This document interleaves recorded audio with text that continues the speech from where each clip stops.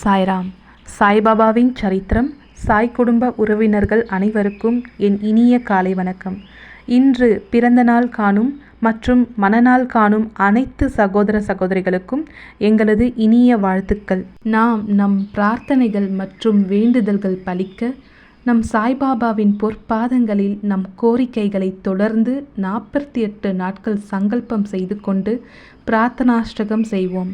சாய்பாபாவின் ஆசிர்வாதங்களோடு நம் பிரார்த்தனைகள் மற்றும் வேண்டுதல்கள் நிறைவேறி சாய்பாபாவின் அருள்மழை பெற்று மகிழ்ச்சியோடு வாழ்வோம். ஓம் சாய்ராம்.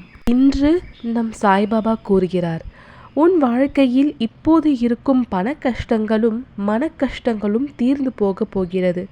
உன் மனம் சந்தோஷமடைய போகிறது. அதற்கு உன் சாயப்பா நான் பொறுப்பு. நீ வாழ்க்கையில் முன்னேறுவாய்.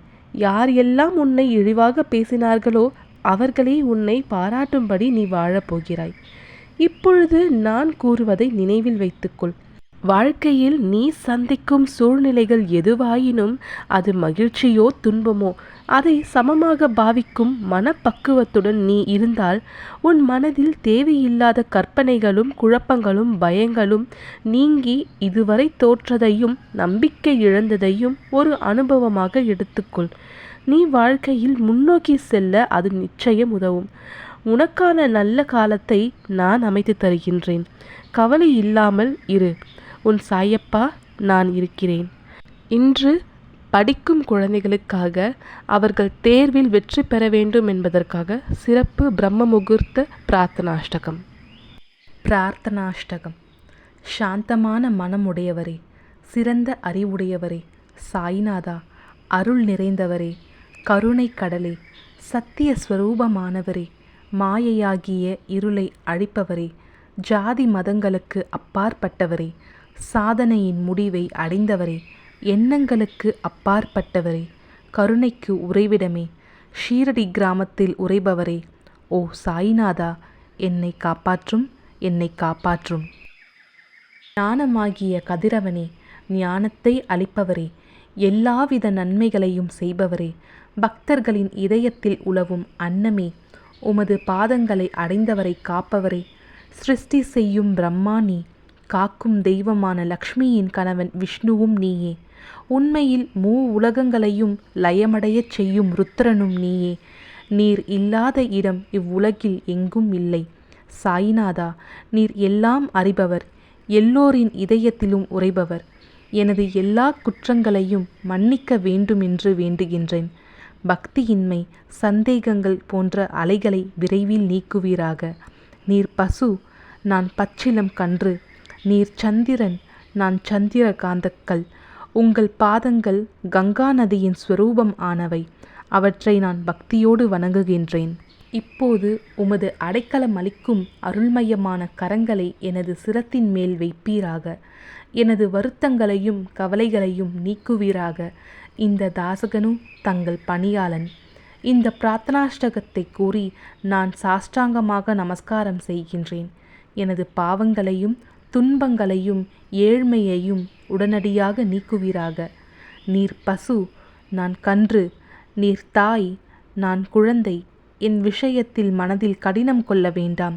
நீர் மலையருகில் உள்ள சந்தன மரம், நான் முள்ளடர்ந்த புதர்.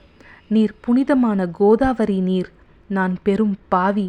ஓ குருராயா, உமது தரிசனம் ஏற்பட்ட பிறகும் என்னிடத்தில் உள்ள துர்க்குணங்கள் என்ற மாசு அவ்வாறே தங்கியிருக்குமாகில் உம்மை சந்தனம் என்று எவர் கூறுவர்? கஸ்தூரியின் அண்மையை அடைந்த மண்ணும் உயர்வாக மதிக்கப்படுகின்றது. மலர்களின் அண்மையால் நாரும் தலையில் உயர்ந்த இடத்தை பெறுகின்றது. மகான்களின் தன்மையும் இத்தகையதே. அவர்கள் எந்தெந்த பொருட்களை எல்லாம் ஏற்றுக்கொள்கின்றார்களோ அவற்றை உயர்ந்த நிலைகளை அடைவிக்கின்றார்கள். சிவபெருமான் விபூதி, கோவணம், நந்தி ஆகியவற்றை ஏற்றுக்கொண்டதால் எல்லா திக்குகளிலும் அந்த பொருட்களுக்கு மிகவும் மிகுந்த மதிப்பும் மரியாதையும் ஏற்பட்டுள்ளது. இடையர்கள் மகிழ்விக்கும் பொருட்டு பிருந்தாவனத்திலும் யமுனை நதிக்கரையிலும் ஜகத்துக்கெல்லாம் இறைவனானவன் தஹிகலா என்ற விளையாட்டை விளையாடினான்.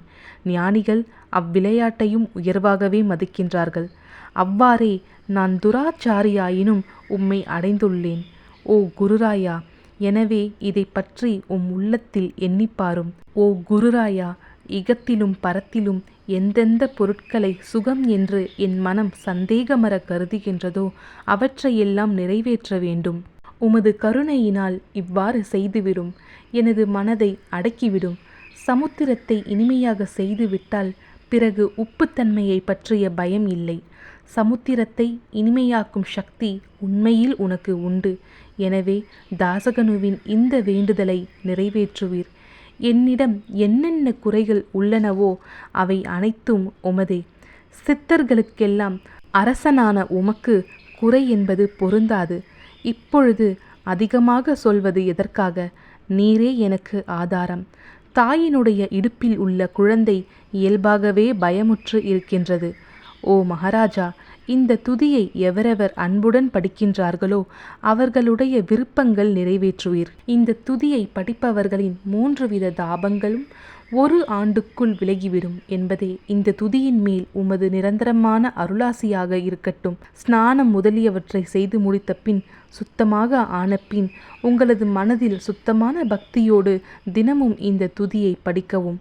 இவ்வாறு செய்ய முடியாவிட்டால் ஒவ்வொரு வியாழக்கிழமை அன்றும் மனதில் சத்குரு மூர்த்தியை இருத்தி படிக்கவும். அதுவும் கூட இயலாவிடில் ஏகாதசி தோறும் அதன் விளைவுகளை பார்ப்பதற்காக இந்த துதியை படியுங்கள். துதியை படிப்பவர்களுக்கு இறுதி கணக்கில் உயர்ந்த நிலையை குருமூர்த்தி அளிப்பார். நான் சொல்வதை கேட்டுக்கொண்டிருப்பவர்களே, இவ்வுலகியல் ஆசைகளை அவர் விரைவில் நிறைவேற்றுவார். இந்த துதியை பாராயணம் செய்வதால், மீண்டும் மீண்டும் படிப்பதால் முட்டாள்கள் அறிவாளிகள் ஆவார்கள். எவருக்காயினும் வாழ்நாள் குறைவாக இருப்பின் அவர்கள் இதை படிப்பதால் 100 ஆண்டு ஆயுள் உள்ளவர்கள் ஆவார்கள். இந்த துதியை படிப்பதால் செல்வத்திற்கு குறைவு இருந்தால் குபேரன் அவர்களது இல்லத்திற்கு வந்து பணி செய்வான். இது சத்தியம், இது சத்தியம், இது சத்தியம் என்று மும்முறை உரைக்கின்றேன். சந்ததி அற்றவர்களுக்கு இந்த துதியை படிப்பதால் குழந்தை செல்வம் கிட்டும். இதனை படிப்பவர்களின் ரோகங்கள் முற்றிலும் நீங்கிவிடும். தினம்தோறும் இந்த துதியை பாராயணம் செய்வதால் பயமும் கவலைகளும் நீங்கிவிடும். மதிப்பும் மரியாதையும் உயரும். அழிவற்ற பிரம்மத்தை உணர்வார்கள். ஓ அறிவாளிகளே, உமது உள்ளத்தில் இந்த துதியை பற்றி நம்பிக்கை கொள்ளுங்கள். தர்க்கங்கள், தவறான எண்ணங்கள் ஆகியவற்றிற்கு கொஞ்சம் கூட இடம் கொடுக்க வேண்டாம். ஷீரடி சேஸ்திரத்திற்கு கிரமமாக யாத்திரை செல்லுங்கள். பாபாவின் திருவடிகளை மனதில் இருத்துங்கள். அவர் அனாதைகளின் உறவினர். பக்தர்களின் விருப்பங்களை பூர்த்தி செய்யும் கற்பகத்தரு. அவருடைய பிரேமையினாலேயே இந்த துதியை எழுதினேன். இல்லாவிடில் பாமரனாகிய என்னால் இத்தகைய படைப்பு எவ்வாறு ஏற்பட முடியும்?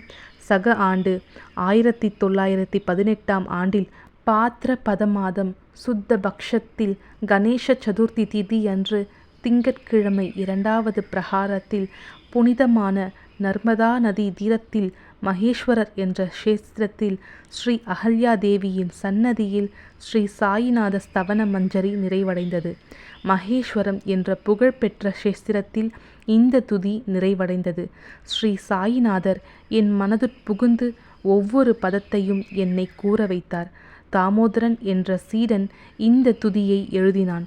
தாசகனுவாகிய நான் எல்லா மகான்களுக்கும் பணியாள். ஸ்ரீ சாயிநாத ஸ்தவன மஞ்சரி சம்சார சாகரத்தை கடக்க உதவட்டும். ஓ பாண்டுரங்கா, இதுவே தாசகனுவின் பக்தி மிகுந்த பிரார்த்தனை. மங்களம், சுபமங்கலம்.